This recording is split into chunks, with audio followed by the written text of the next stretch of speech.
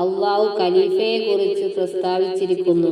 മലക്കുകളുടെ പ്രതികരണം ഇങ്ങനെയായിരുന്നു: ഭൂമിയിൽ കലാപമുണ്ടാക്കുകയും രക്തം ചീന്തുകയും ചെയ്യുന്ന ഒരു വിഭാഗത്തെ എന്തിന് സൃഷ്ടിക്കുന്നു?